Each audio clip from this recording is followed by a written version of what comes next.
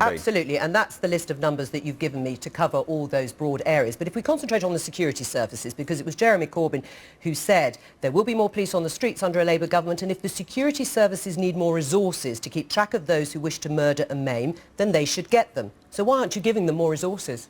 Well, we're committing to 1,000 yes, but the government's staff. doing that too. If you were going to do something over and above that and actually commit more money, you're not doing so.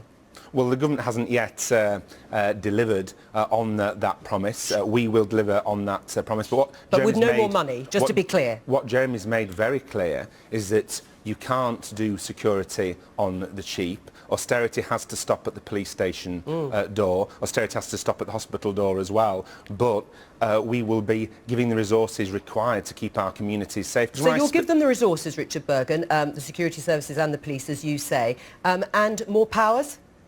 Well, the police need to be empowered, but when you listen to what the Police Federation are saying, they've been speaking out for a long time about the danger caused by police cuts, and I'm talking not only about terrorism, not only about acts of extreme violence, but also anything from antisocial behaviour to burglary to violent crime. Can I just pick up on what you said at the beginning? You said more powers. What sort of powers are you thinking of giving the security services? Well, we need to listen to the security services. Well, that's not a power, is it? Well, we need to listen to the security services, to the intelligence community and to the armed forces and to the Police Federation and to the police about how they think that our communities can be made safe. But one thing's clear, cutting the number of police by 20,000 makes our communities less safe, not more safe. Sure. Now, you said you're going to listen to the security services. Can voters be reassured and guaranteed that Jeremy Corbyn will listen to the security services and the police in terms of more powers, if that's what they want? Because up till now, Jeremy Corbyn has spent his whole political career voting against measures designed to tackle homegrown and international terrorism. Well, I think Jeremy Corbyn's speech on safer communities earlier this week made clear he is listening to the security services. So he would grant those new powers because he voted against the Terrorism Act in 2000, the Terrorism Act in 2006, in 2011 the introduction of Terrorism Prevention and Investigation measures, and in 2014 the Data Retention and Investigatory Powers Act. So which new powers will he be happy to enact? Just to say, Jeremy Corbyn, along with Theresa May, David Davis and many Conservative MPs voted against legislation where they thought it would be ill-advised, ineffective or actually counterproductive. It's a very complex situation. What we don't want to do is introduce hastily prepared laws with one eye to the newspaper headline, which can actually act as recruiting sergeants for terrorism. And actually, when I said earlier that Jeremy Corbyn made clear in his speech earlier this week that he's been listening to the security community, it's clear because what he said about the international situation has also been said by the ex-head of the MI5, Stella Rimington, and her predecessor as well, and as well as President Barack Obama, by the way. So can we look at the powers that you might want to introduce? You say you will give the police and the security services the resources and the powers they need. If we look back at some of the legislation that Jeremy Corbyn and others voted against, in 2000, for example, it gave the Secretary of State the power to prescribe terrorist organisations and made it illegal to finance terrorist organisations. Does Jeremy Corbyn still think that would be a bad idea? He wouldn't vote in favour of those sorts of measures? Well, Jeremy Corbyn, as I say, along with Theresa May, David Davis and others... I know you want to try and bracket it with Conservatives who've done the same, but I'm interested in what Jeremy Corbyn's going to do when he says we're going to be smarter.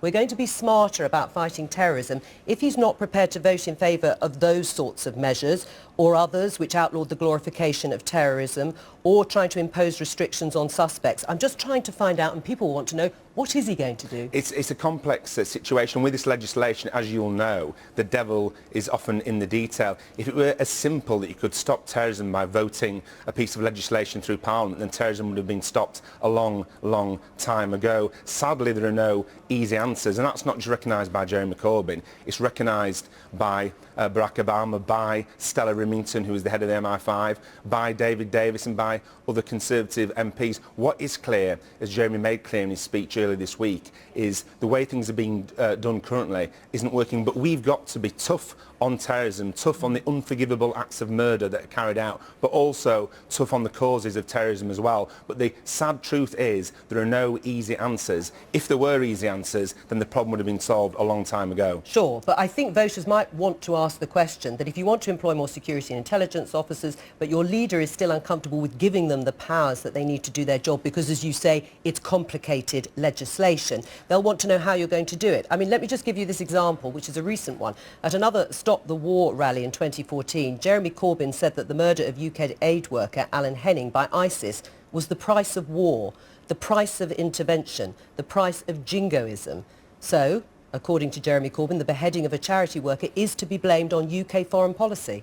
Well, at the beginning of that speech by Jeremy Corbyn, he mentioned the importance of the 1 minute silence for the memory of Alan Henning, who was so cruelly and unforgivably murdered. What Jeremy Corbyn's also made clear is that responsibility for acts of terrorism and murder lies with the murderer. And something that's really disappointed me is that the Prime Minister, Theresa May, at an international conference the other day, said that in Jeremy Corbyn's speech on this issue on Monday, he said that Britain was to blame for the heinous, unforgivable act of murder on Monday night. She knows he didn't say that. She's a very intelligent person. Whether she agrees with him or not on his politics, she knows he didn't say that in his speech, which was widely accepted even by his opponents. But what troubles me is we've got a Prime Minister who must have sat down with her advisers earlier that day and said, well, I know he didn't say that, but if we say he did, then guess what? We might win some votes. I think that's shameful. I think that shows that Theresa May can't be trusted.